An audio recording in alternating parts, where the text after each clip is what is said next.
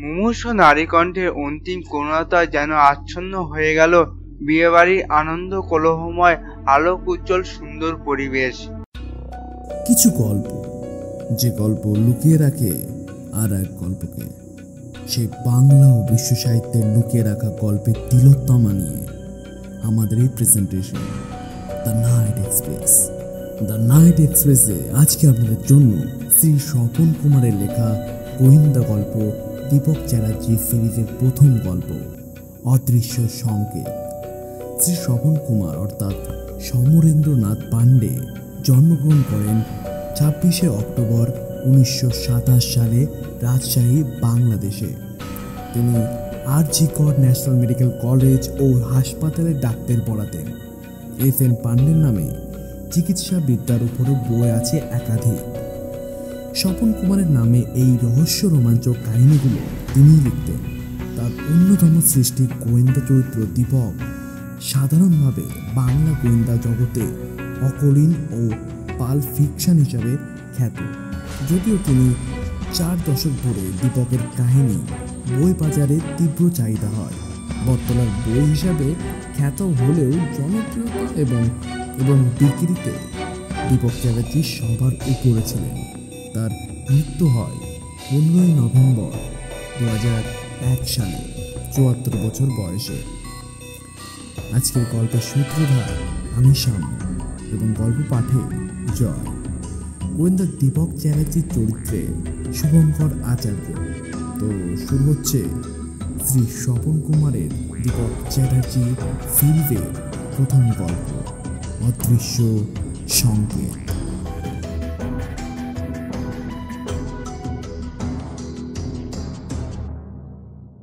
অনন্ত নীল আকাশের অগণন তারারাও বুঝি বারেকের জন্য কেঁপে কেঁপে উঠল এই আকুল শব্দের তীক্ষ্ণতায়।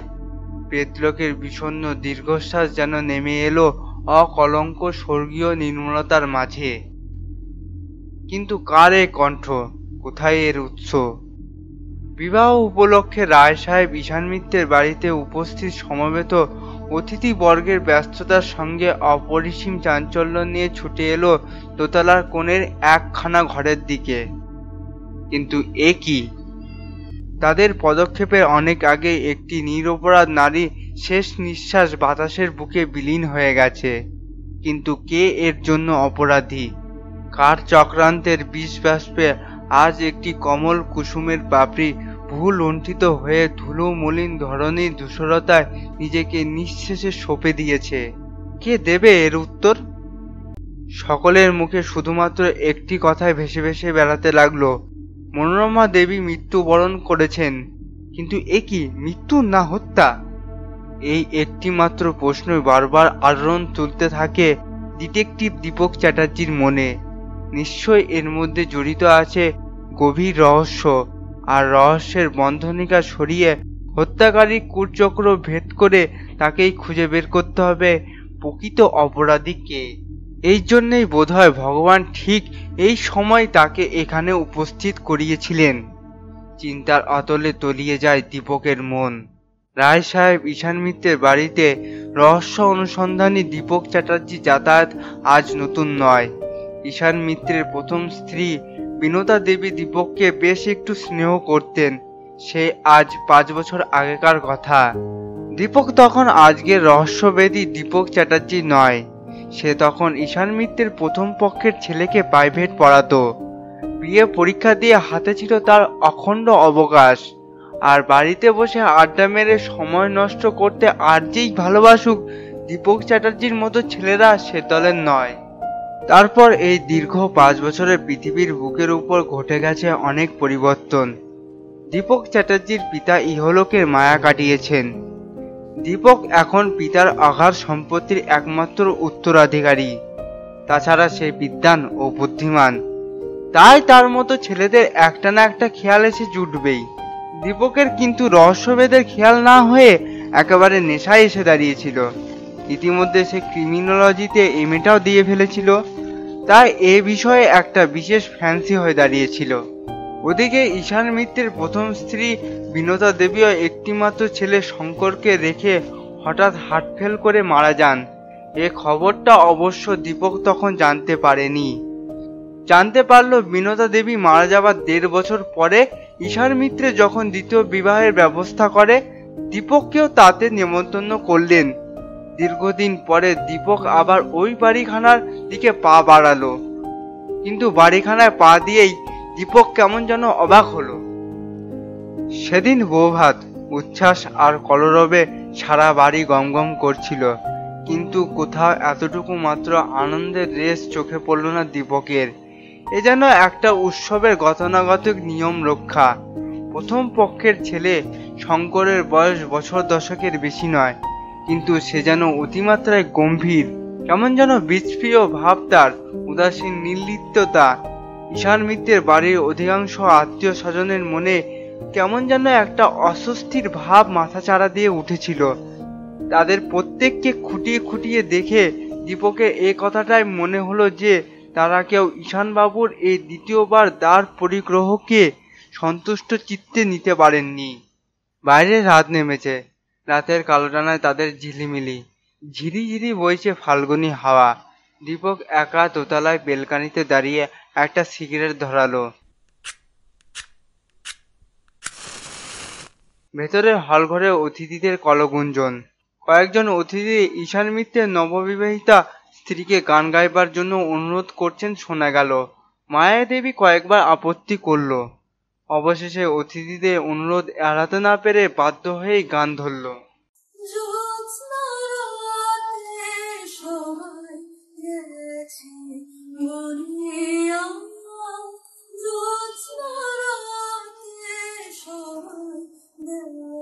দীপক সঙ্গীতজ্ঞ নয়, তবে গানের সুরে অপূর্ব মূর্ছনা তাকে বিহ্বল করে তুলল।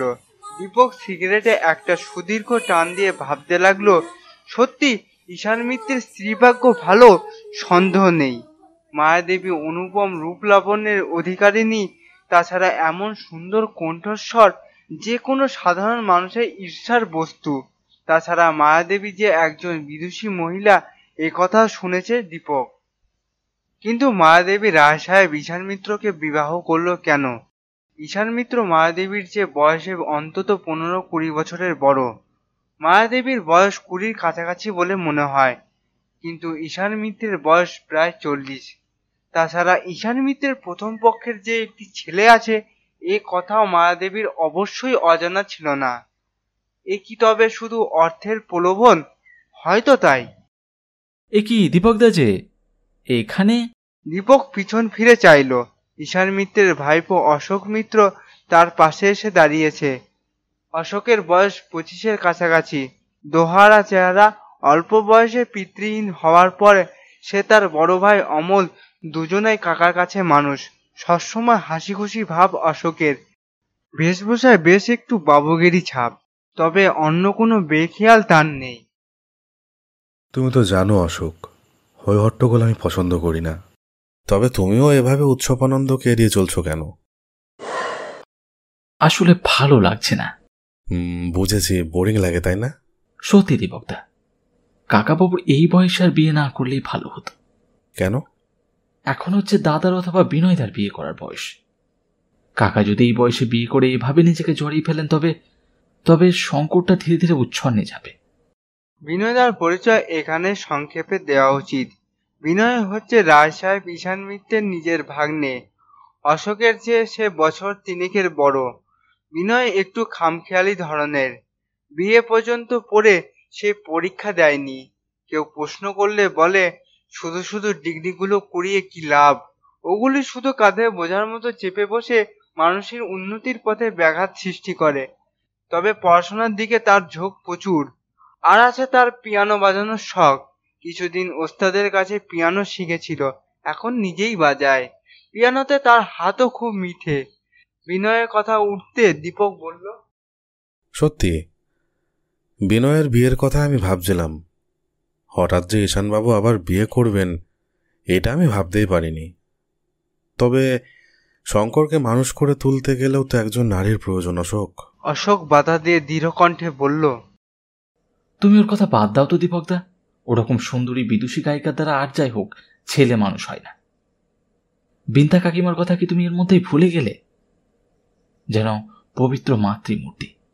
আর এ যেন কেমন, একে কাকিমা বলে ডাকতে ইচ্ছে করে না। সেটা ঠিক, সেজন্য নয়, এর কারণ অন্য।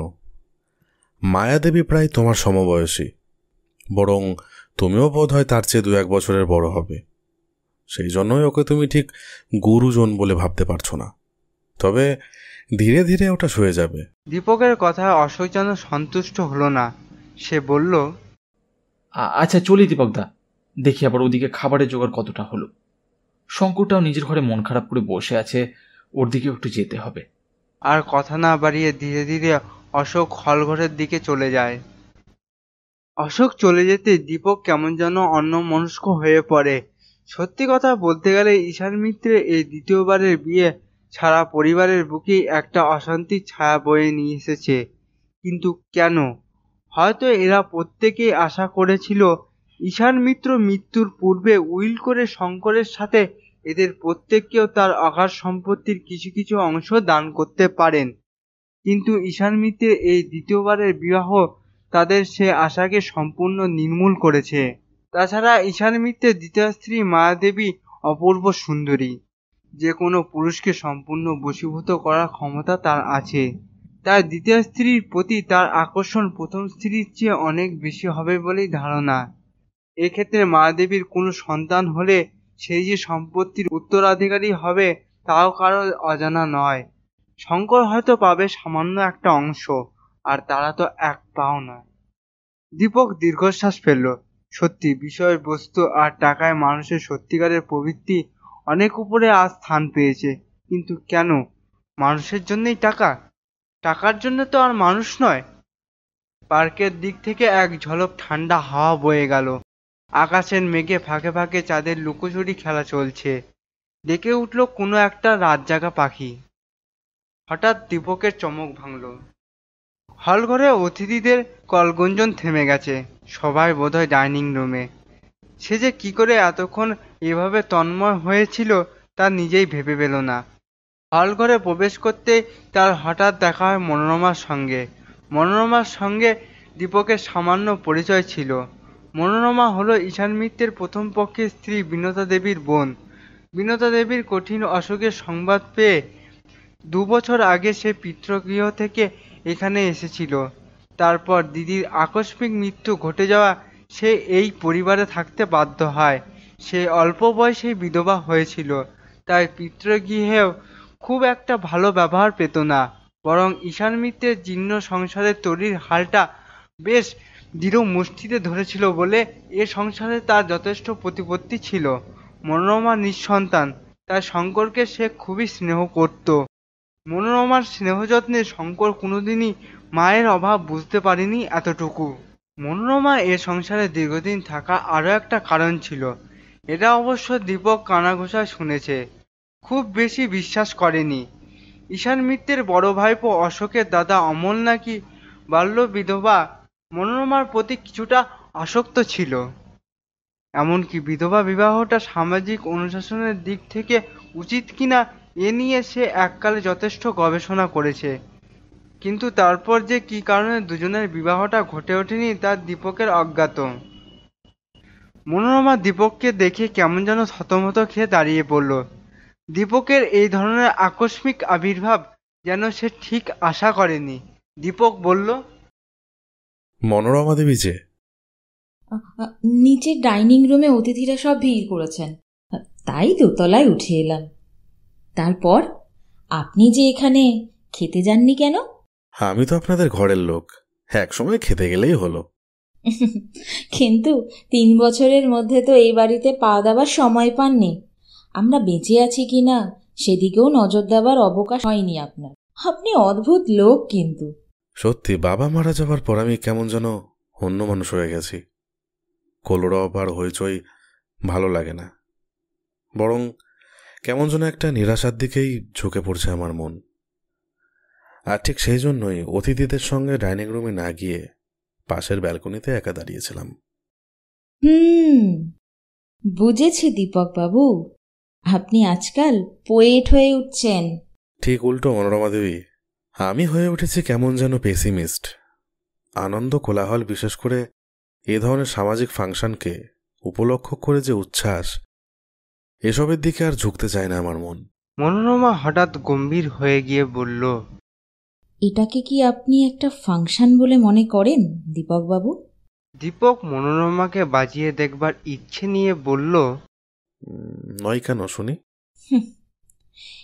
এটা হচ্ছে কোনো একজন খামখেয়ালি প্রৌঢ়ের বিলাস চরিতার্থ করবার ইচ্ছা। এতটা বাড়াবাড়ি দীপকের ভালো লাগছিল না, তাই দীপক বলল, এটা কিন্তু আপনি ঠিক ব্যালেন্স মন থেকে বলছেন না মনোরমা দেবী। তাছাড়া আর কি বলবো দীপক বাবু? দেখুন, বিবাহ করার পক্ষে ঈশানবাবুর বয়সটা একটু বেশি হয়েছে স্বীকার করি, কিন্তু সেটা এমন কিছু নয়। তিনি আর ঠিক 60 বছরের বুড়ো হননি এখনো। তাছাড়া বুড়ো বয়সে একটা অবলম্বন হিসাবেও বিয়ে করা তার অনুচিত নয়। যাক, এই সম্বন্ধে বেশি কথা আমি বলতে চাই না দীপক বাবু। আশা করি এখন এই আলোচনা বন্ধ রাখাই বাঞ্ছনীয়। বেশ, এই আলোচনা আপনার অপ্রিয় হলে এ সম্বন্ধে আর কিছু বলবো না আমি।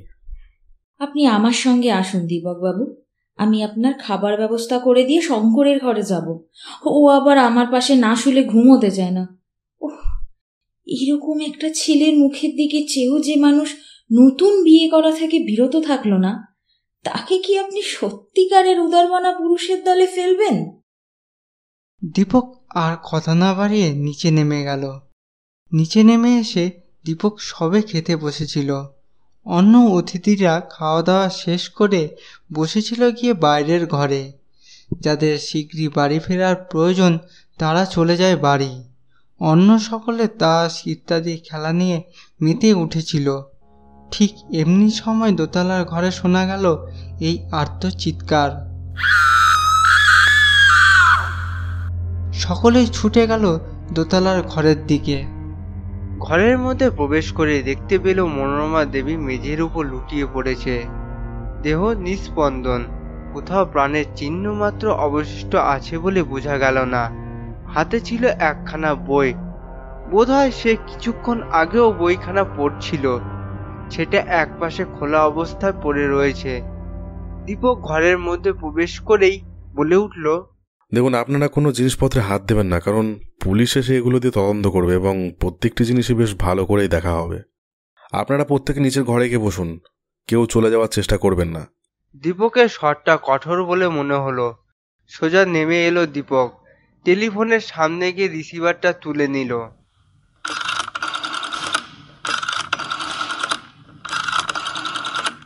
হ্যালো। হ্যালো, কে? আমি দীপক চ্যাটার্জি বলছি। ও দীপক, তারপর হঠাৎ কি ব্যাপার বলো তো?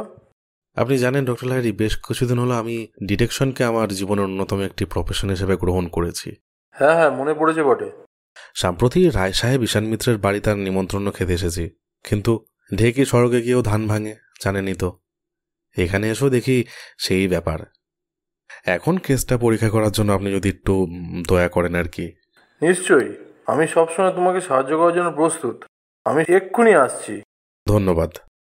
ফোন ছেড়ে দিয়ে দীপক স্থানীয় থানার সঙ্গে সংযোগ চাইল। ফোন তুললেন স্থানীয় থানার দারোগা ভজহরি বাবু। হ্যালো, কে? আমি দীপক চ্যাটার্জি বলছি, রায় সাহেব ঈশান মিত্রের বাড়ি থেকে। আপনি? আমি ভজহরি সামন্ত। ওহ, ভজহরি বাবু আপনি? হ্যাঁ, তারপর ব্যাপার কি মিস্টার চ্যাটার্জি?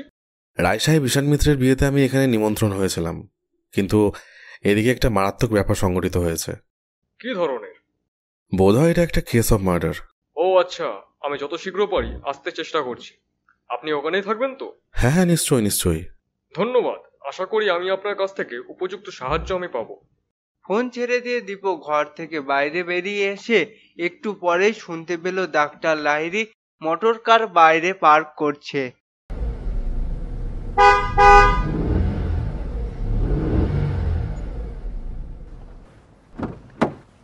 দীপক ঘর থেকে বেরিয়ে গিয়ে তাকে অভ্যর্থনা করে ভেতরে নিয়ে এলো। সর্বপ্রথম মৃতদেহটা কে দেখতে পায় দীপক? সেটা ঠিক জানি না, আচ্ছা দেখছি। একতলার যে ঘরে সকলে বসেছিল সেখানে প্রবেশ করে দীপক প্রশ্ন করল। আচ্ছা, আপনাদের মধ্যে কে সর্বপ্রথম মৃতের ঘরে প্রবেশ করেছিলেন? উত্তর দিল রায় সাহেব ঈশান মিত্রের ভাইপো অমল। আগে আমি সর্বপ্রথম ওর চিৎকার শুনে ওর ঘরে গিয়ে প্রবেশ করেছিলাম। আপনাকে ডাক্তারবাবু কয়েকটা প্রশ্ন জিজ্ঞাসা করতে চান। বেশ, চলুন। ডাক্তার লাহিড়ী অমলের দিকে চেয়ে প্রশ্ন করলেন। আপনি ঘরের মধ্যে প্রবেশ করে প্রথমে কি দেখতে পেলেন? মনে হলো মৃত্যুর আগে উনি কিছু বলতে চেয়েছিলেন। ঠোঁট দুটো কয়েকবার কেঁপে কেঁপে উঠেছিল শুধু। তারপরেই উনি চলে পড়েন, আর কোনো স্পন্দনই পাওয়া যায়নি। বেশ, ওতেই চলবে। ডাক্তার লাহিড়ী যে ঘরে মৃতদেহ ছিল সেই ঘরখানার দিকে পা বাড়ালেন। দীপকও তার অনুগমন করার আগে অমলের দিকে ফিরে প্রশ্ন করল। কোনো লোক বাড়ি থেকে বের হননি তো? না, আমি, অশোক, বিনয়, শঙ্কর কাকা, নতুন কাকিমা, নতুন কাকিমার ভাই অবনীবাবু, ঝি, চাকর ইত্যাদি, আর অতিথিরা সকলেই নিচের ঘরে আছেন। খুনের সময় যারা যারা বাড়িতে উপস্থিত ছিলেন, পুলিশ তাদের সকলের সঙ্গেই হয়তো দেখা করতে চাইবে। কাজেই বুঝেছি। একটা কথা অমলবাবু। হ্যাঁ, কি কথা বলুন।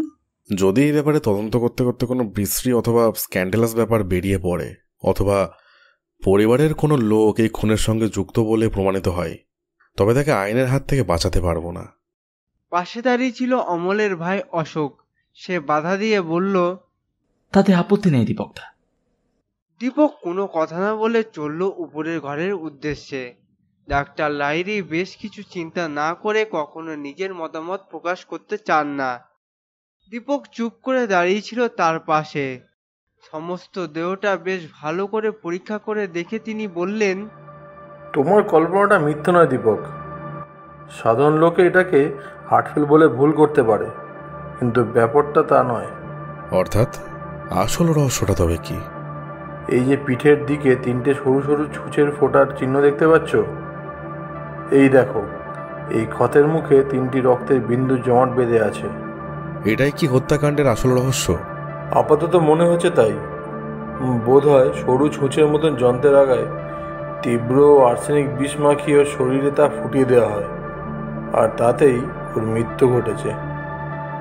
অবশ্যই আমি এখন নিঃসন্দেহ নই, তাই লাশ মর্গে পাঠানো উচিত। আশা করি পুলিশ এসেই সেই ব্যবস্থা করবে।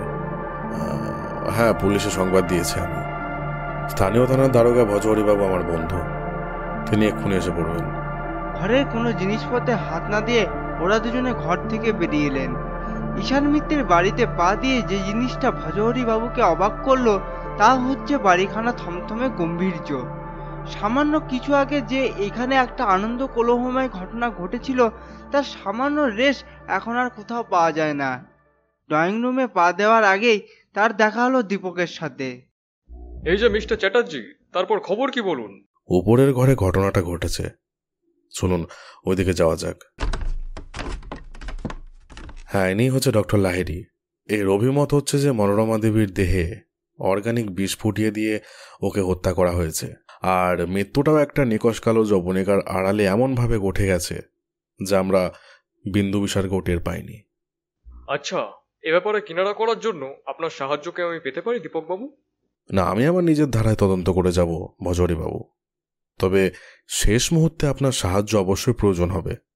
যাক, চলুন আমরা আগে যে স্থানে হত্যাকাণ্ড অনুষ্ঠিত হয়েছে সেখান থেকে দেখে আসি, তারপরে এই ঘরের প্রত্যেককে পৃথক পৃথকভাবে প্রশ্ন করা হবে। হ্যাঁ, তা তো বটে। বেশ, চলুন যে ঘরে হত্যাকাণ্ড সংঘটিত হয়েছে সেখানে যাই।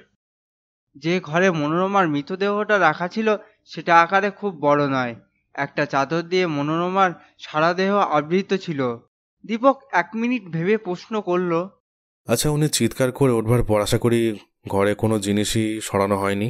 না দীপক বাবু, চিৎকার শুনে আমি সর্বপ্রথম ঘরের প্রবেশ করেছিলাম, কিন্তু আমি কোনো জিনিসই নাড়াচাড়া করিনি। আমার পর যারা এসেছিলেন তারাও কোনো জিনিস নাড়াচাড়া করেননি। দীপক ভালো করে ঘরের চারিদিক চেয়ে দেখল, জিনিসপত্র কোনো কিছুই অগোছালো অবস্থায় নেই। মনোরমা দেবীর মৃত্যুর পূর্বে অথবা আহত হওয়ার পূর্বে খুনির সঙ্গে ধস্তাধস্তি করেছিলেন এমনও কোনো প্রমাণ পাওয়া গেল না। মনোরমা দেবী যে বইখানা পড়ছিলেন সেটা ছিল টেবিলের উপর উল্টানো অবস্থায়। ঘরের সমস্ত স্থান তন্ন করে খুঁজেও কোনো সূত্র মিলল না। দীপক ভজহরি বাবুর দিকে চেয়ে বলল, নিশ্চয়ই ওর কোনো পরিচিত ব্যক্তি ওকে আকস্মিকভাবে আক্রমণ করেছিল। আত্মরক্ষা করার কোনো চেষ্টাই করেনি। সে কি? তার কারণ যে লোক ওকে খুন করতে এসেছে সে যে খুন করতে পারে এ ধারণা মনোরমা দেবীর কল্পনায় স্থান পায়নি। ভজহরি বাবু কোনো উত্তর দিলেন না। দীপক এবার ঘরের মেঝের দিকে দৃষ্টি দিল। সমস্ত মেঝেটা তন্ন করে খুঁজে দেখল সে। কোথাও কোনো জিনিসের অস্তিত্ব চোখে পড়ল না তার। হঠাৎ ঘরের এক কোণে ইঞ্জেকশনের ভাঙা অ্যাম্পুলের মতো কি একটা জিনিস দেখতে পেয়ে সেটা তুলে নিয়ে পকেটে রাখলো দীপক। ভজহরি বাবু বললেন, ওটা কি দীপক বাবু? বুঝতে পারছেন ভজহরি বাবু, আদতায় টক্সিকোলজি অর্থাৎ বিষ সংক্রান্ত রাসায়ন সম্বন্ধে কত নিখুঁত জ্ঞান রয়েছে। সে তো বটে, কিন্তু ওর থেকে আপনি কি ডিডাকশন করছেন? কিছুই না, চলুন আমরা পাশের ঘরে যাই। সকলের আগে অমলবাবু আমাদের সঙ্গে আসুন। গোটা কয়েক কথা আপনাকে প্রথমে জিজ্ঞাসা করব, কারণ আপনি প্রথম মৃতদেহ দেখতে পান। দীপক আর ভজহরি বাবু পাশাপাশি বসে অমলকে প্রথমে প্রশ্ন করতে শুরু করলেন। ভজহরি বাবু গোটা কতক সাধারণ প্রশ্ন করার পর দীপক অমলের দিকে চেয়ে হঠাৎ প্রশ্ন করল, আচ্ছা, আপনি কি বলতে পারেন যখন শব্দ শুনে আপনি ছুটে যান তখন বিনয়বাবু কোথায় ছিল? বিনয়দা তখন বোধহয় নিচের হল ঘরে ছিলেন, তবে সেটা আমি আন্দাজে বলছি। আমি 20 মিনিট আগে ওকে অবশ্য হল ঘরে দেখেছিলাম, তবে সেই সময় উনি কোথায় ছিলেন তা আমি ঠিক বলতে পারছি না। আচ্ছা, আর একটা প্রশ্ন করছি, যদিও এটা একটু অন্য ধরনের হবে। আপনার কাকার এই দ্বিতীয় বিয়েতে কি মনোরমা দেবী খুবই অসন্তুষ্ট হয়েছিলেন? তা কিছুটা হয়েছিলেন বই কি। কারণ শঙ্করকে তিনি নিজের ছেলের মতো ভালোবাসতেন, তার কথা চিন্তা করে আর বিনিতা কাকিমার কথা ভেবেই তিনি দুঃখ পেয়েছিলেন সবচেয়ে বেশি। বুঝেছি। আচ্ছা, কিছুদিন আগে আপনি মনোরমা দেবীর প্রতি কিছুটা আসক্ত হন বলে শুনেছি। সে কথাটা কতদূর সত্যি অবশ্য এই পার্সোনাল কথা আপনাকে জিজ্ঞাসা করতে আমি বাধ্য হচ্ছি বিশেষ একটা কারণেই। খানিকটা সত্যি, এমনকি এক সময় আমি ওকে বিয়ে করব বলেও মনে মনে স্থির করেছিলাম। এটাও শুনেছি, কিন্তু বিয়ে করেননি কেন? কাকা বলেন যে আমি যদি বিধবা বিবাহকে সামাজিক দিক থেকে নিজের জীবনে বরণ করে নিই তবে আমি তার কাছ থেকে জীবনে আর কোনো সাহায্যই পাবো না। আচ্ছা, ঈশানবাবুর কথা শুনে আপনি তবে এ কাজ করতে বিরত থাকেন, তাই না? হ্যাঁ। আপনাদের মধ্যে মনোমালিন্য কিছু ঘটেনি? মানে আপনার আর মনোরমা দেবীর মধ্যে? মনোমালিন্য ঠিক নয়, একটু মতান্তর ঘটেছিল সেই সময়।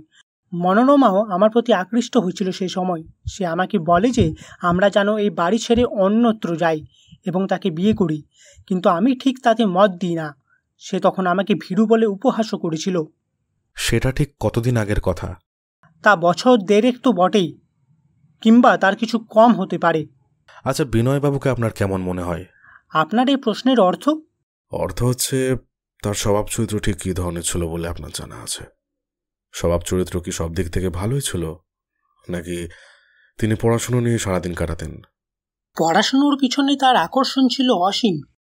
এছাড়া আর কোনো কিছুই কি জানেন না আপনি? না, তেমন কিছু তো। আপনি কিছু কিছু কথা লুকোচ্ছেন অমলবাবু। এভাবে কিছু কথা যদি আপনি না বলেন অথবা আমাদের ভুল দিকে পরিচালিত করেন তাহলে আসল হত্যাকারীকে খুঁজে বের করতে আমাদের প্রচুর বেগ পেতে হবে। আমি জানি দীপক বাবু, আর জানি বলেই বলছি, এ ব্যাপারের সঙ্গে হত্যাকাণ্ডের কোনো যোগাযোগ নেই। বেশ, আপনি না বললেও কথাটা আমি অবশ্যই বিনয়বাবুর কাছ থেকে বের করে নিতে পারবো। যাক সে কথা, আপনি এক্ষুনি বিনয়বাবুকে পাঠিয়ে দিন, আমি তাকেও কতগুলি প্রশ্ন করতে চাই। অমল দুজনের মুখের দিকে একবার চেয়ে ধীরে ধীরে ঘর থেকে বেরিয়ে যায়। বিনয়ের দিকে চেয়ে দীপক সর্বপ্রথম যে প্রশ্নটি করে বসল তার জন্য দারোগা ভজহরি বাবু প্রস্তুত ছিলেন না। দীপক অকস্মাৎ যেন অত্যন্ত ক্রুদ্ধ হয়ে এই ধরনের ভাব মুখে ফুটিয়ে তুলে বলল, ছি ছি, আপনি যে সম্প্রতি এ ধরনের বন্ধুদের সঙ্গে মিশে এভাবে অধঃপতনে যেতে পারেন তা আমি আশা করিনি বিনয়বাবু। আমি আপনাকে শিক্ষিত এবং উদারমনা বলে জানতাম, আর শিক্ষার প্রতি আপনার অসীম আগ্রহ দেখে আমি আনন্দিত হয়েছিলাম, কিন্তু অমলবাবুর মুখে যা শুনলাম। বিনয়ের মুখ যেন পাংশু বর্ণ ধারণ করল। সে অনেক কষ্টে নিজেকে সামলে নিয়ে বলল, দেখুন দীপকবাবু, মানুষ মাত্রই মনে তার সাধারণ প্রবৃত্তিগুলোই থাকবে। উপযুক্ত বয়সেও যখন আমার বিয়ে দেবেন না বলে মামা স্থির করলেন, তখন মাঝে মাঝে সামান্য একটু সুফৃক্তির জন্য বন্ধুবান্ধবদের সঙ্গে মেলামেশাটাকে আপনি খারাপ নজরে দেখতে পারেন না। না, মদাসক্ত এবং চরিত্রহীন লোকদের আমি ঘৃণা করি বিনয়বাবু। আমার মনে হয় মানুষ ইচ্ছে করলেই নিজের মন মতো নিজেকে পরিচালনা করতে পারে। এই যে অত্যন্ত অল্পদিন হলো কুসংসর্গে পড়ে আপনি বিপদগামী হতে চলেছেন, এতে আপনার সমস্ত দৃষ্টিগুণের মূলে কালিমা লিপিত হচ্ছে কিনা? বিনয় কোনো উত্তর না দিয়ে মুখ নিচু করল। আচ্ছা, আপনি বিজ্ঞান নিয়ে গবেষণা করছেন কতদিন? গবেষণা বললে ভুল হবে, শুধু স্টাডি। তা প্রায় বছর 3-4 কম নয়। আপনি ইউনিভার্সিটি জীবনে ছিলেন আর্টস স্টুডেন্ট, কিন্তু কিন্তু এভাবে প্রাইভেটলি সায়েন্স মানে বিজ্ঞান নিয়ে পড়াশোনা করেছিলেন কেন? এটাকে আমার হবি মানে খেয়াল বলতে পারেন। মনোরমা দেবীকে বিষ প্রয়োগে হত্যা করা হয়েছে, তা আপনি জানেন? ডাক্তার তো তাই বললেন। যদি বলে বিষটার প্রয়োগ ব্যাপারে আপনার হাত ছিল, মানে এ বাড়িতে তো আর কেউই বিজ্ঞান ব্যাপারে এতটা ওয়াকিবহল নয়। কিন্তু আমার কি স্বার্থ ছিল যে মনোরমাকে আমি বিষ প্রয়োগ করতে যাব? বিনা কারণে এত বড় একটা ক্রাইম কোনো সুস্থ মস্তিষ্কের মানুষ করতে পারে না দীপকবাবু। আর আমার মস্তিষ্কের সুস্থতা সম্বন্ধে আশা করি আপনার সন্দেহের অবকাশ নেই। ও কথা বাদ দিন বিনয়বাবু। বাড়ির কারোর সঙ্গে সম্প্রতি মনোরমা দেবীর কোনো মনোমালিন্য হয়েছিল বলে স্মরণ হয় আপনার? না, সেরকম কারো কথা তো স্মরণ হয় না।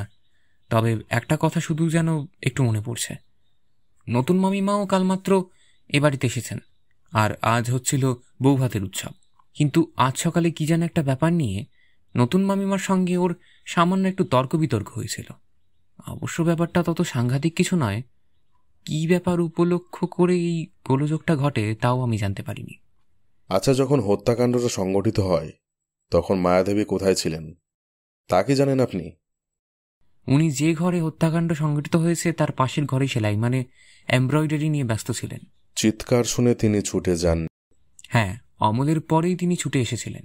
আচ্ছা, অমলবাবুকে আপনার কিরকম মনে হয়? কেন, মোটামুটি ভালোই লাগে ওকে। সে কথা নয়, তার সঙ্গে কিছুদিন আগে মনোরমা দেবীর যে বিয়ের বিষয়ে কথা হচ্ছিল সেই ব্যাপারেই কথা বলছি। সেটা এমন কিছু নয়। মামার অমত ছিল বলে বিয়েটা ঘটে ওঠেনি, আমি এই জানি। মায়াদেবীর ভাই অবনীবাবু তখন কোথায় ছিলেন? অবনীবাবু নিচে লাইব্রেরি ঘরে ছিলেন, তাই তার আসতে একটু দেরি হয়েছিল। আচ্ছা, আপনাকে আর কোনো প্রশ্ন করতে চায় না বিনয়বাবু। যদি কোনো প্রয়োজন পড়ে জিজ্ঞাসা করে নেব।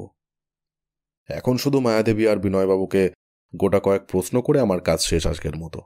প্রথমে আপনি মায়াদেবীকে পাঠিয়ে দিন, গোটা কয়েক প্রশ্ন জিজ্ঞাসা করব তাকে। বিনয় ঘাড় নেড়ে ঘর ছেড়ে বেরিয়ে গেল। দীপক ওর গমন পথের দিকে চেয়ে আপন মনেই বলল, এদের মধ্যে যে কে সত্যিকারের হত্যাকারী তা খুঁজে বের করা সত্যিই দুরূহ। ভজহরি বাবু দীপকের কথা শুনে মৃদু হেসে ওঠেন।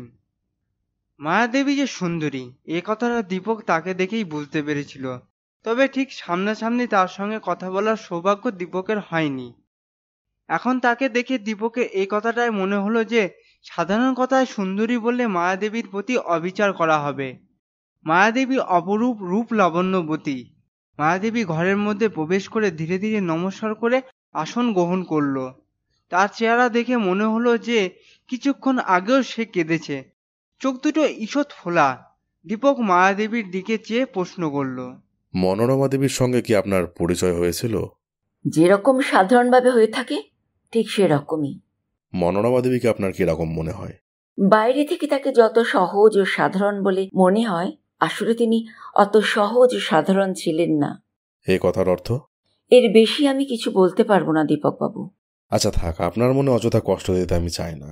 শুধু একটা কথা জিজ্ঞাসা করতে চাই। কি কথা বলুন? আজ সকালে মনোরমা দেবীর সঙ্গে আপনার নতুন মনান্তর ঘটেছিল বলে শুনলাম, সেটা ঠিক কি ব্যাপারে জানতে পারি কি? এই কথাটার উপরে বিশেষ গুরুত্ব আরোপ করছে মায়াদেবী। আমি মনোরমা দেবীকে হত্যা করেছি দীপকবাবু। আপনি আমাকে গ্রেপ্তার করে নিয়ে চলুন।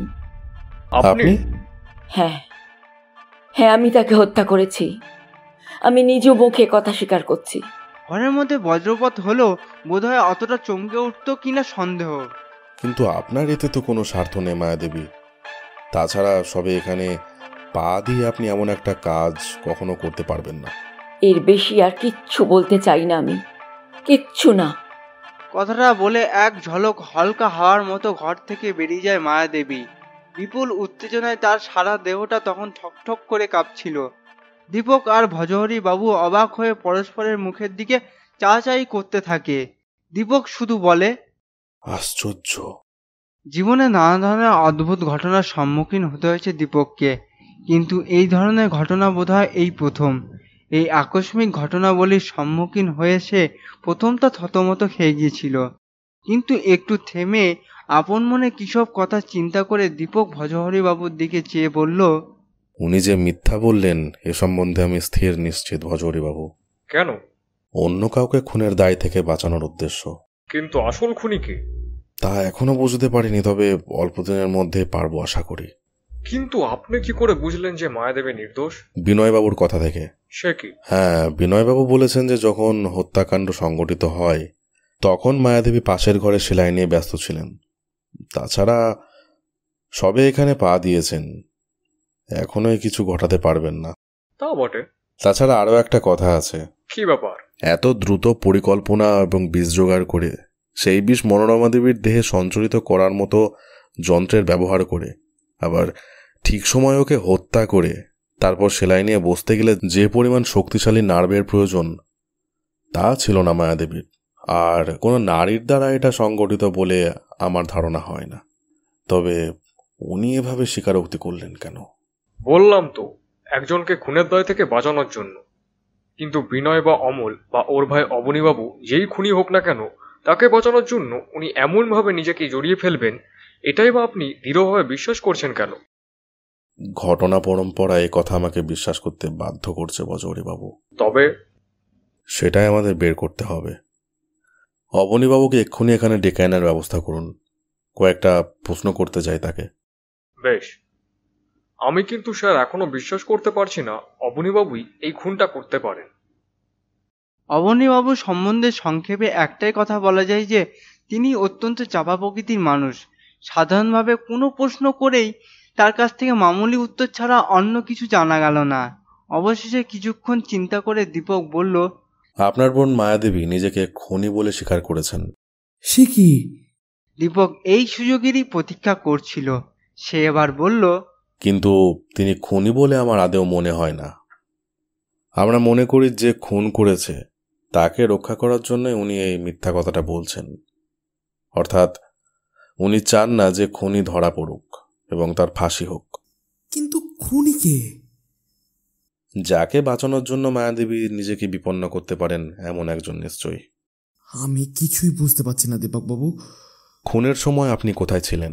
সে সময় আমি কোথায় ছিলাম ঠিক মনে নেই। মিথ্যা কথা। বিশ্বাস করুন দীপকবাবু, আমার ঠিক মনে নেই। বোধহয় মায়াকে কি একটা কথা বলবার জন্যে আমি দোতলায় তাকে খুঁজতে যাই, এইটুকু। এটা অবিশ্বাসযোগ্য কথা হলো। দেখুন অবনীবাবু, আপনি সত্যি কথা না বললেও আমরা তা বের করতে সক্ষম হবই। অনর্থক খানিকটা দেরি করে আমাদের তদন্তের পথে বাধা সৃষ্টি করে কোনো লাভ নেই আপনার। বেশ, আপনি যখন বললেন আর কিছু জানেন না, তখন আর কি করব। এর ফলে আপনি নিজেই নিজের বিপদকে বাড়িয়ে তুলছেন। চলি আজকের মতো। আশা করি আপনি নিজে চিন্তা করে পরে সব কথা আমাকে খুলে বলবেন। সেদিন বাড়ি ফিরে দীপক সর্বপ্রথম তার ল্যাবরেটরিতে গিয়ে উপস্থিত হলো। জরুরি প্রয়োজন হতে পারে ভেবে দীপক বাড়ির কোণে ছোট্ট একটা ঘরে নিজের ব্যবহারের জন্য একটা ল্যাবরেটরি করেছিল। তাতে প্রয়োজনীয় যন্ত্রপাতি সব থাকতো। দীপক তখনই সেসব যন্ত্রপাতি নিয়ে বসে গেল কাজ করতে। আধ ঘন্টা পর সে যখন ল্যাবরেটরি থেকে বের হলো, তখন তার মুখে ফুটে উঠেছে সফলতার হাসি। যে অ্যাম্পুলের মতো জিনিসটা সে কুড়িয়ে পেয়েছিল তাতে শুধু খানিকটা ডিস্টল্ট ওয়াটার ছিল, কোনো বিষের নামগন্ধও নেই ওতে। ওটা ওখানে রাখা ছিল শুধু পুলিশকে ভ্রান্ত পথে চালনা করার উদ্দেশ্যে। আসলে বিষ পূর্ব থেকে ব্যবস্থা করে অন্যত্র রাখা হয়েছিল। এবার দীপকের তদন্তের পথ অনেকটা সহজ হয়ে গেল। এটা অবশ্য সাময়িক উত্তেজনার বশে খুন নয়, অনেক আগে এই হত্যার জন্য প্ল্যান করা হয়েছিল। তারপর সুযোগ মতো কাজটি সংগঠিত করা হয়েছে। কিন্তু কে এই হত্যাকারী? বিভিন্ন চিন্তা এসে পরপর দীপককে বিভ্রান্ত করে তুলতে লাগলো। সামনে বিরাট অন্ধকার, তার মধ্যে সামান্য একটি মাত্র আলোকের রেখা শুধু দেখা যাচ্ছে, কিন্তু তাও অস্পষ্ট, ক্ষীণ।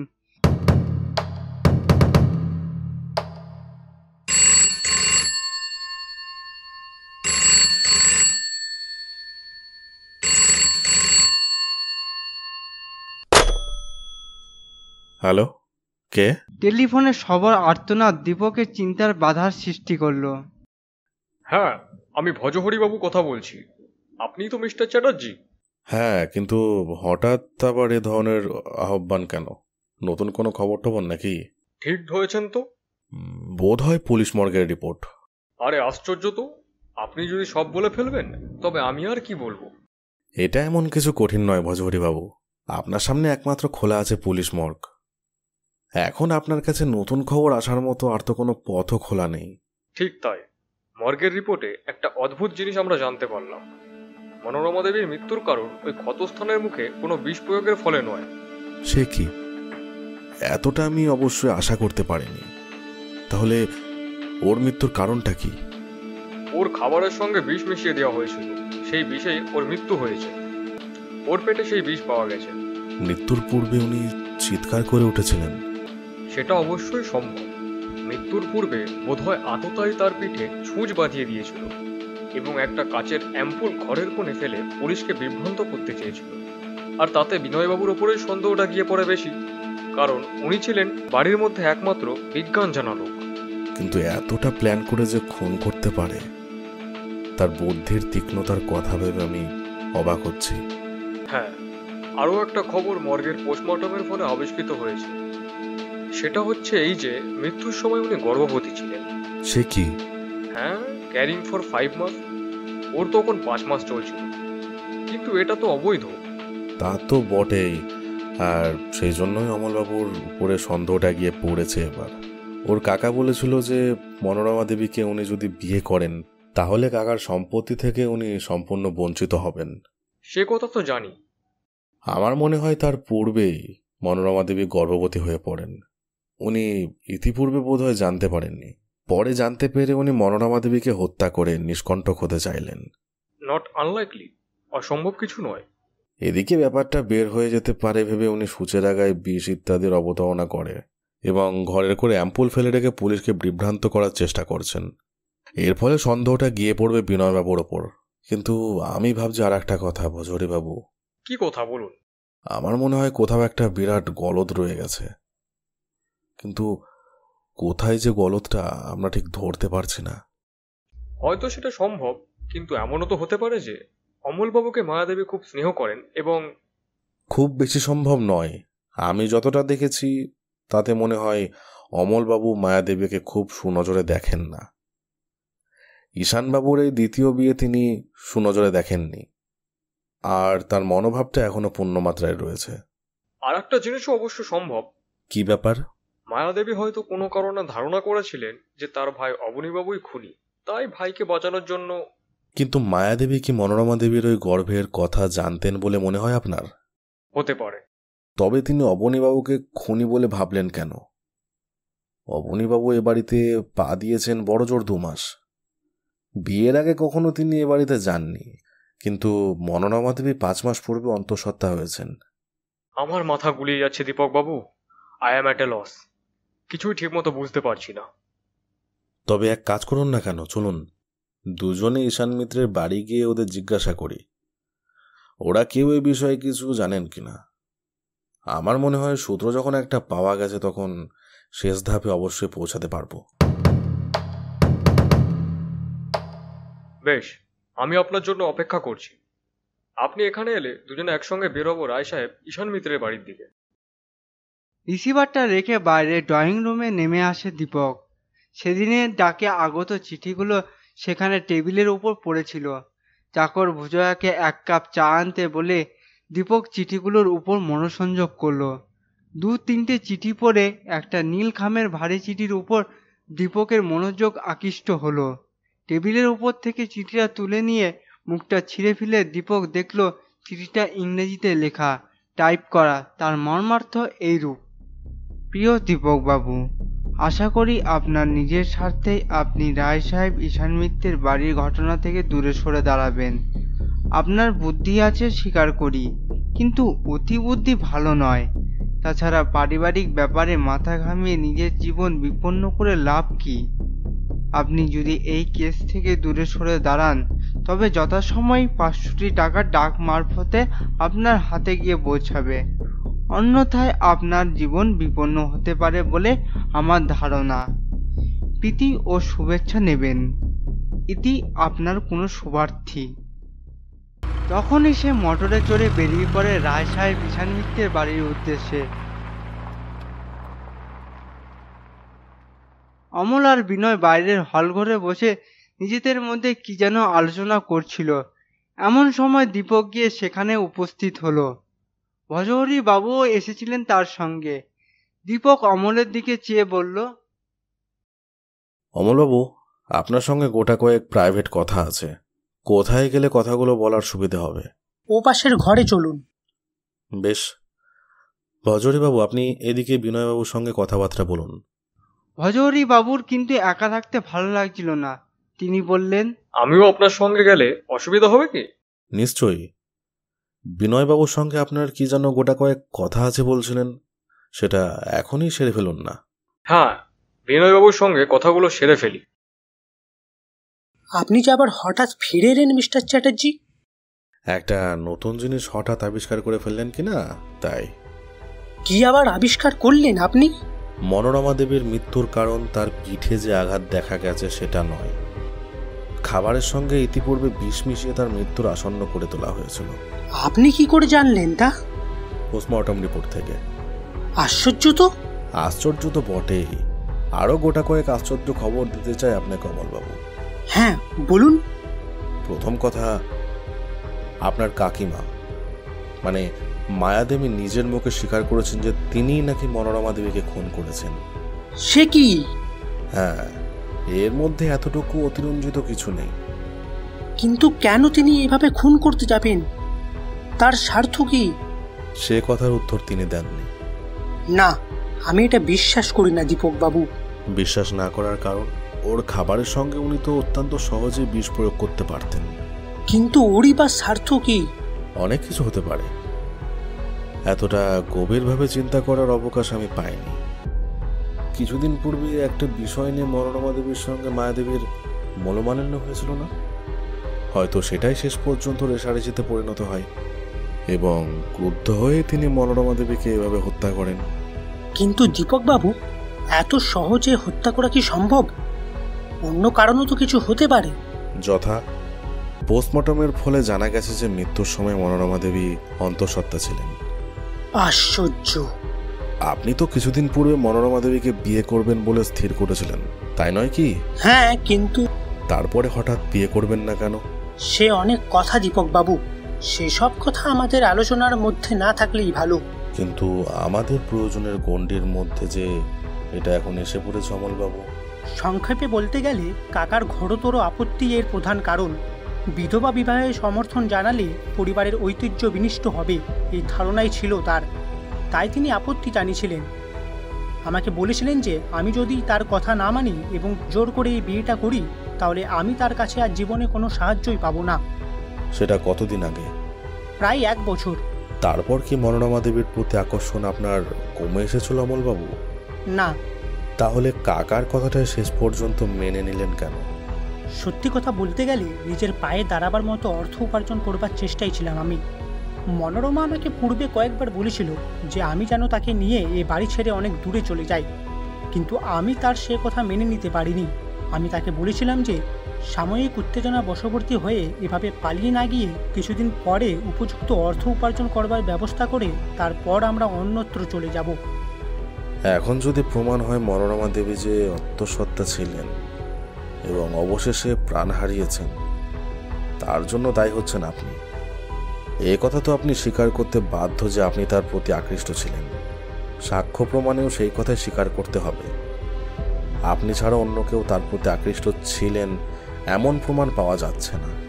তারপর দেখুন, তিনি যে অবস্থায় পড়ে মৃত্যুবরণ করলেন, তাতে আপনার প্রথমেই সন্দেহটা এসে পড়ে কি না? এই উত্তরে আমার কিছু বলবার নেই দীপক বাবু। কিছুই না? না। তাহলে আপনি স্বীকার করছেন যে আপনিই তাকে হত্যা করেছেন। মনোরমা দেবীকে বিয়ে করার ইচ্ছা আপনার আদৌ ছিল না। তিনি হঠাৎ যখন অন্তঃসত্ত্বা হয়ে পড়েন তখন আপনি নিজের বিপদ বুঝতে পেরেছেন। আপনি দেখলেন যে তাকে হত্যা করা ছাড়া আর কোনো উপায় নেই আপনার। কি বলেন অমলবাবু? হ্যাঁ, আমি মনোরমা দেবীকে হত্যা করেছি দীপক বাবু। হ্যাঁ, আমিই করেছি হত্যা। কথাটা শেষ করে উত্তেজিতভাবে ঘরের মধ্যে পায়চারি করতে থাকে অমল। তার সারা ভঙ্গির মধ্যে যেন বিশ্বের ব্যর্থতা পুঞ্জীভূত হয়ে উঠেছে। চোখ দুটো তার অশ্রু ভরে টলমল করতে থাকে। অমলের দিকে চেয়ে দীপকের ফুটে ওঠে অদ্ভুত একটা রহস্যের হাসি। বিনয়ের সঙ্গে কথা হচ্ছিল ভজহরি বাবুর। ভজহরি বাবু কিছুক্ষণ চুপচাপ বসে কি যেন সব চিন্তা করছিলেন। হঠাৎ বিনয়ই তাকে প্রশ্ন করে বসল, আপনি এই খুনের তদন্তের ব্যাপারে কতদূর অগ্রসর হয়েছেন ভজহরি বাবু? বেশি দূর নয়। সে কি? হ্যাঁ, খুনিকে তা এখনো আমরা স্থির করতে পারিনি। তবে তদন্তের ফল হলো কি? খানিকটা এগিয়েছি মাত্র। কিসের উপর নির্ভর করে?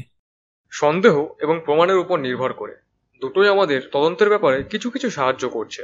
ধন্যবাদ, কিন্তু সন্দেহটা ঠিক কার উপর? মাফ করবেন, সেটা বলতে আমার বাধা আছে। বেশ, তবে পুলিশ মর্গের রিপোর্টে যে তথ্য প্রকাশ পেয়েছে তাতে কেসটা বেশ জটিল হয়ে উঠেছে। তাই নাকি? কি কি তথ্য আবার প্রকাশ পেল? সেগুলো জানেন না বুঝি? না, জানবার সৌভাগ্য হয়নি এখনো। তবে হ্যাঁ, তার পেটে বিষ পাওয়া গিয়েছিল। তাতে বোঝা যায় যে খাবারের মধ্যেই বিষ প্রয়োগ করা হয়েছিল। সে কি? হ্যাঁ, আরও একটা সংবাদ শোনার জন্য প্রস্তুত থাকুন বিনয়বাবু। মনোরমা দেবী মৃত্যুর সময় অন্তঃসত্ত্বা ছিলেন। So strange. হ্যাঁ, এমনই আরো কত আশ্চর্যজনক ব্যাপারই না পৃথিবীতে ঘটে থাকে। আমরা তার কতটুকুই খবর রাখি বলুন? তা তো বটেই। তবে যতদূর আমরা জানতে পারি তাতেই আমরা সেটাকে আশ্চর্যজনক বলে ভূষিত করি। যাক, এবার খুনিকে সে সম্বন্ধে আপনি নিশ্চয়ই একটু সাহায্য আমাকে করতে পারেন। কিন্তু এ দুটো তথ্য জানা সত্ত্বেও যদি বলি খুনি যে কে তা এখনো আমাদের ধারণার বাইরে রয়েছে? তা হয় না বিনয়বাবু। তাহলে আমি বলবো ওর দ্বারা আপনি সত্যের অপলাপ করছেন। হয়তো তাই, কিন্তু এর বেশি আপাতত আমার পক্ষে বলা সম্ভব নয়। না না, এভাবে আসল সত্যকে চাপা দেওয়ার চেষ্টা অত্যন্ত অন্যায় বিনয়বাবু। কেন? আপনি জানেন, কিছুদিন আগে পর্যন্ত অমলবাবুর সঙ্গে মনোরমা দেবীর যে যথেষ্ট ঘনিষ্ঠতা ছিল সেটা আমাদের অজানা নেই। সেরকম ঘনিষ্ঠতা এক পরিবারের যে কোনো একজনের সাথে আরেকজনে থাকতে পারে। তা অবশ্য সত্যি, কিন্তু এক্ষেত্রে মনোরমা দেবীর সঙ্গে অমলবাবুর বিয়ের কথা পর্যন্ত হয়েছিল সে খবর আমরা রাখি। ও, দীপকবাবুর মুখে শুনেছেন বুঝি? যেখান থেকেই শুনি, ব্যাপারটা গিয়ে শেষ পর্যন্ত সেই একই জায়গায় দাঁড়ায়। ছোট্ট একটা কথার উপরে নির্ভর করে আপনারা এমন তুচ্ছ জিনিসের ভিত্তিতে একটা বিরাট সিদ্ধান্ত গঠন করতে চান যেটা শুনলে যে কোনো সুস্থ লোকের হাসি পাওয়া সম্ভব। কিন্তু ছোট্ট ছোট্ট সিদ্ধান্ত ধরে অগ্রসর না হলে তো অন্ধের মতো ঘুরে বেড়াতে হয়। ভুল ভজহরি বাবু, একদম ভুল। সত্য কথা বলতে গেলে বলতে হয় যে আপনাদের এই লাইন অব প্রসেস অর্থাৎ অগ্রগতির পথটাই হচ্ছে ইতস্তত, টুকরো ঘটনার পিছনে অন্ধের মতো ছুটে চলা, তাই আর কি। এ কথা বলছেন কেন? বলছি এই জন্য যে কে খুনি তা আমি জানি। অর্থাৎ? আমি জানি যে কে খুনি। খুনি স্বয়ং ঠিক আপনার সামনে বসে। আমি মনোরমা দেবীকে খুন করেছি। সুতরাং আপনার এই সমস্ত লাইন অব প্রোগ্রেসটাই মিথ্যে পথ ধরে হচ্ছে নাকি? কিন্তু এভাবে আপনি নিজেকে খুনি বলে স্বীকার করলেও লাভটা এমন কি বেশি হলো? আমরা তো যে তীরে সেই তীরেই রয়ে গেলাম। উপযুক্ত প্রমাণ না পেলে আমরা স্বীকার করতে বাধ্য নই যে আপনিই খুনি। এমনকি আপনি নিজের মুখে তা স্বীকার করলেও নয়। সে আপনি যে পদ্ধতি অনুযায়ী তদন্ত করুন না কেন, শেষ পর্যন্ত আমি প্রমাণ করবই যে আমি প্রকৃত খুনি। সুতরাং অনর্থক আর মিথ্যের পিছনে অন্ধের মতো ঘুরে বেরিয়ে লাভ কি হবে আপনার? কথা শেষ না করে হঠাৎ কথার মধ্যে অহেতুক ছেদ টেনে ঘর ছেড়ে বেরিয়ে যায় বিনয়। ভজহরি বাবু অবাক হয়ে শুধু ভাবতে থাকেন এই অদ্ভুত তদন্তের শেষ হবে কোথায়।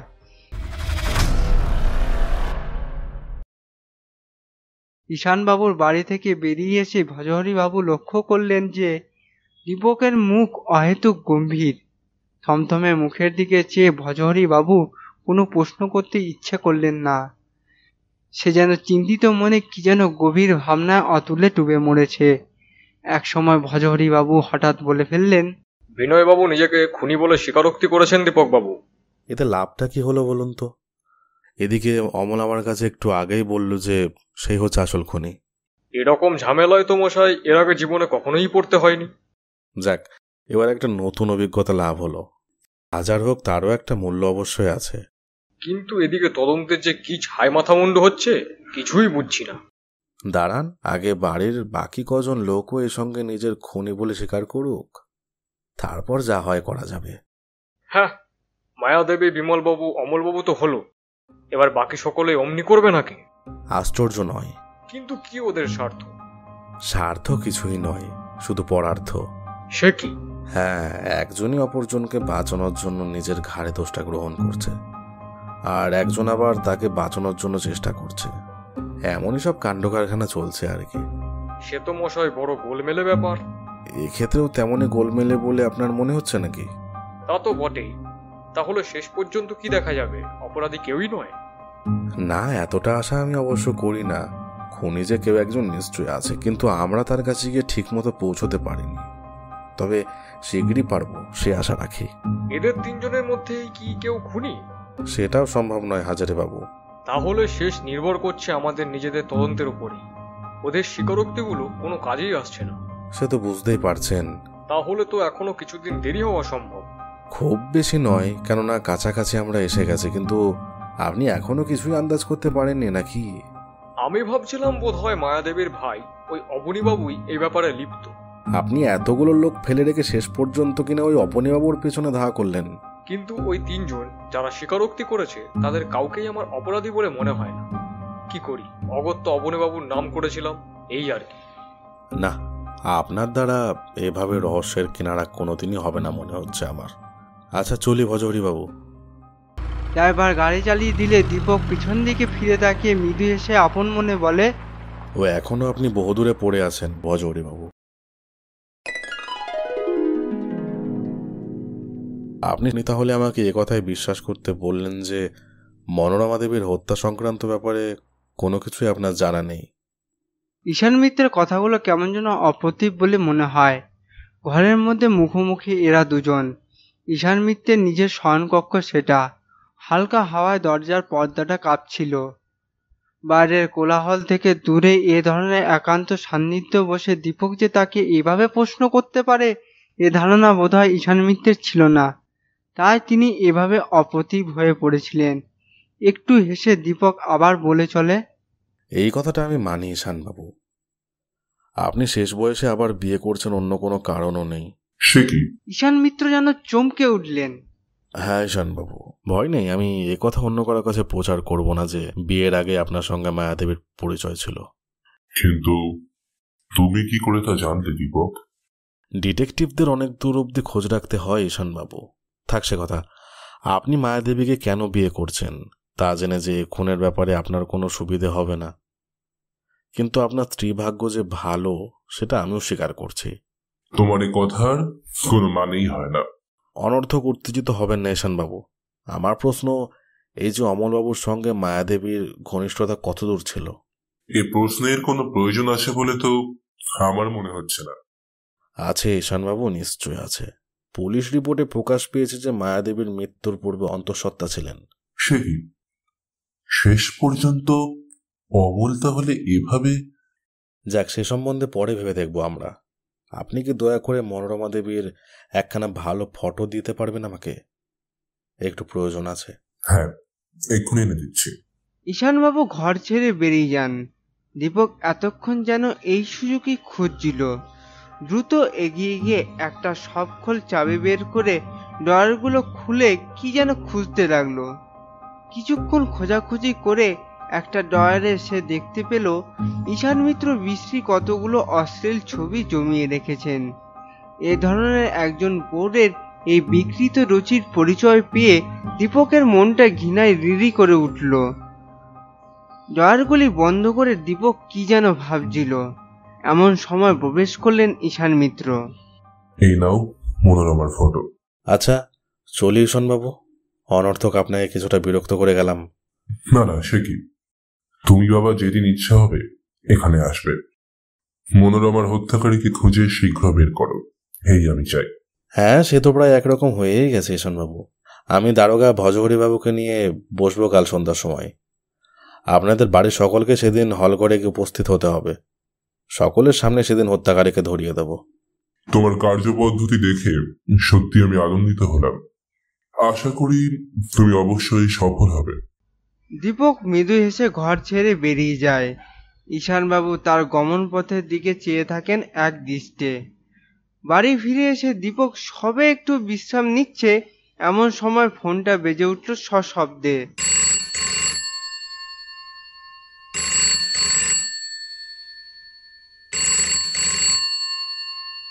দীপক রিসিভারটা তুলে ধরে প্রশ্ন করলো, হ্যালো, কে? চিনতে পারবেন না? কি চাই? এক্ষুনি ঈশান মিত্রের বাড়ির তদন্ত থেকে সরে দাঁড়াবেন কিনা জানতে চাই। আপনি কে সেটা শুনে না হয়? আমি আমার শুভেচ্ছাটি। এখনো সময় আছে, এবং সময় থাকলে সরে দাঁড়ালে উপযুক্ত পারিশ্রমিক। সে অঙ্কটা কত? 2000। ধন্যবাদ। তাহলে কি ব্যবস্থা করলেন? চিন্তা করে দেখছি। এই আমার শেষ সাবধান বাণী, দীপক চ্যাটার্জি, মনে থাকে যান। দীপক কোনো উত্তর না দিয়ে রিসিভারটা নামিয়ে রাখে।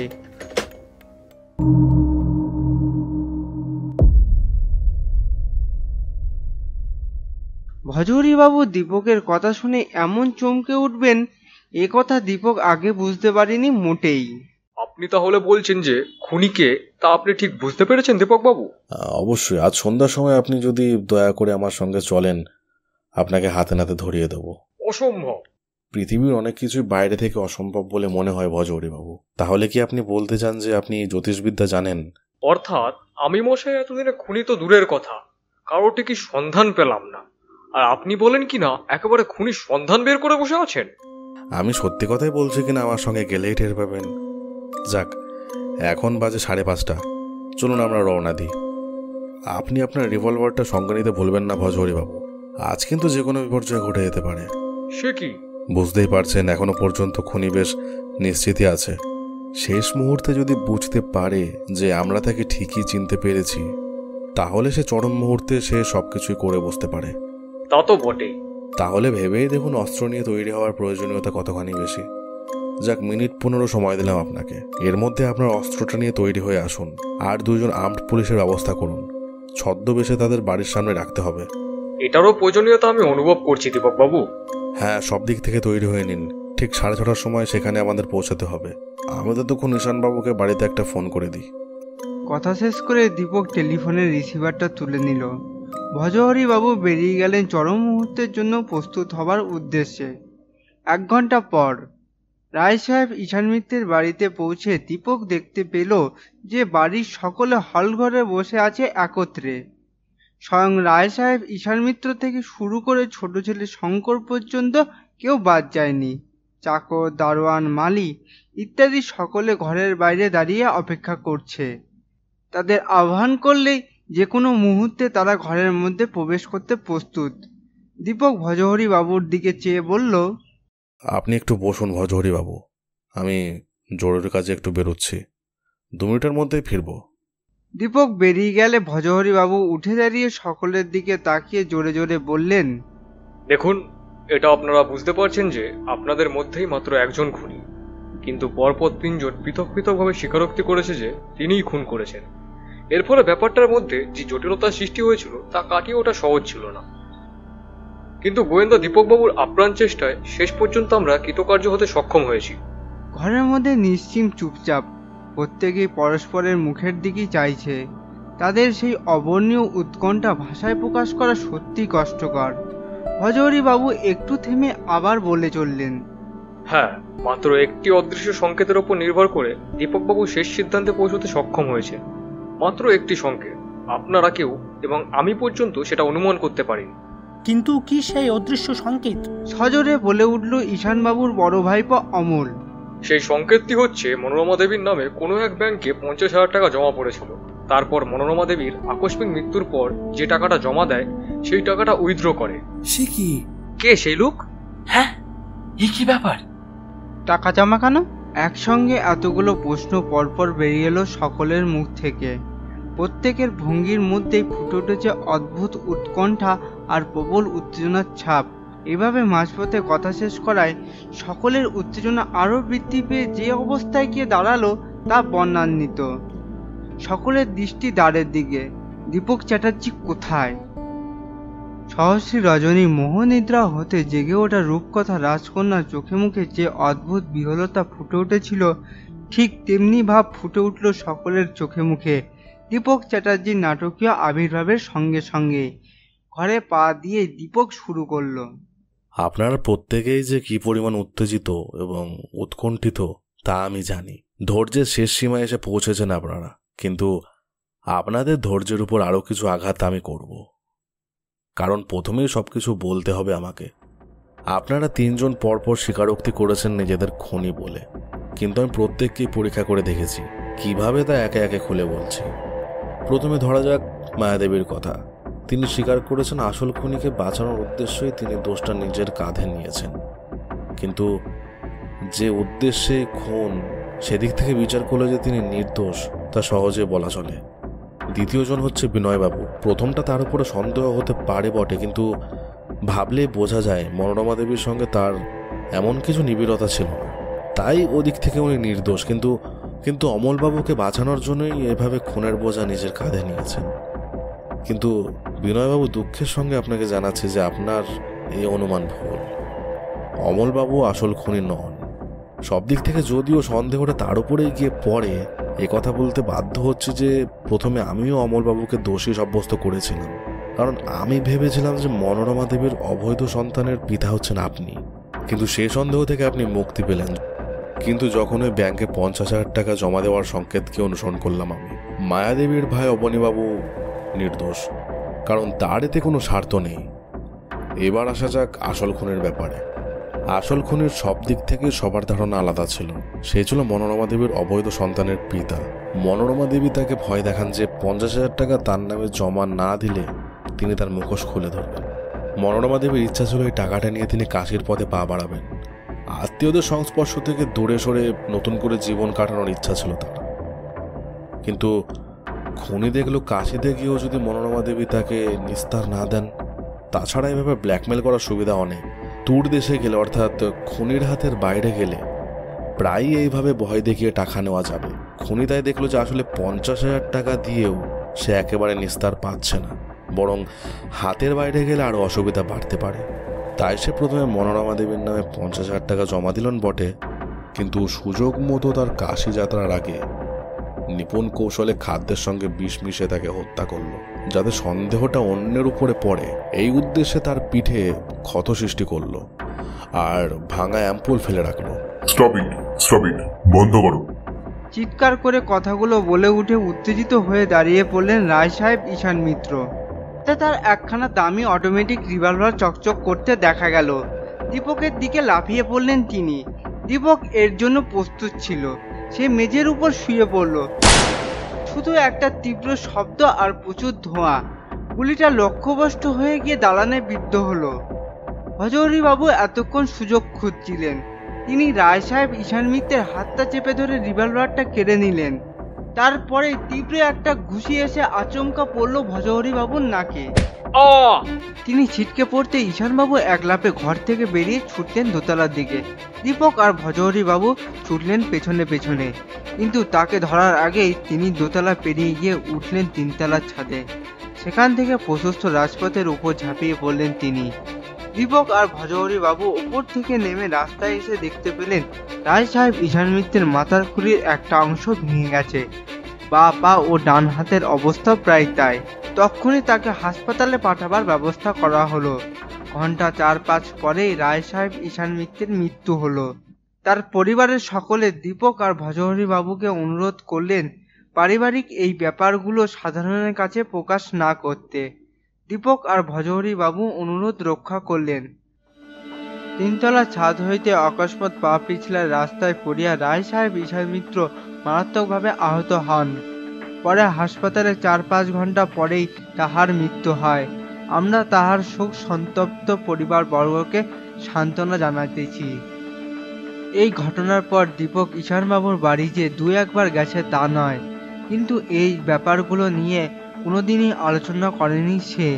শুধু ইন্সপেক্টর ভজহরি বাবু মাঝে মাঝে দীপককে বলেন, সত্যি আপনার তদন্তের ধারাগুলো আমার আজও অদ্ভুত লাগে মিস্টার চ্যাটার্জি। দীপক তার উত্তরে শুধু রহস্যময় হাসি হাসে। আপনারা এতক্ষণ শুনছিলেন গোয়েন্দা দীপক চ্যাটার্জি সিরিজের প্রথম গল্প অদৃশ্য সংকেত। আজকের গল্পের সূত্রধার আমি সাম্য ও গল্প পাঠে জয়। দীপক চ্যাটার্জির চরিত্রে শুভঙ্কর আচার্য, মায়াদেবীর চরিত্রে পামেলা পাঠক পাল, অশোক মিত্রের চরিত্রে অমিত, মনোরমা দেবীর চরিত্রে শম্পা জুই দাস, ডক্টর লাহিড়ির চরিত্রে সুমন, ইন্সপেক্টর ভজহরি বাবুর চরিত্রে শুভম দেবনাথ, অমলের চরিত্রে অগ্রজ পাঠক, বিনয়ের চরিত্রে রূপঙ্কর চক্রবর্তী, ঈশান মিত্র চরিত্রে আর্য সেনগুপ্ত এবং background music Koushik Ganguly, poster design Piyali. আজকের গল্পের সমগ্র পরিচালনায় জয় পাল। আজকের গল্পটি ভালো লেগে থাকলে গল্পটি একটি লাইক করে কমেন্ট করে জানিও কেমন লাগলো। দেখা হচ্ছে পরবর্তী গল্পে। আর ততক্ষণ ভালো থাকুন, সুস্থ থাকুন আর শুনতে থাকুন দ্য স্টোরি স্টেশন।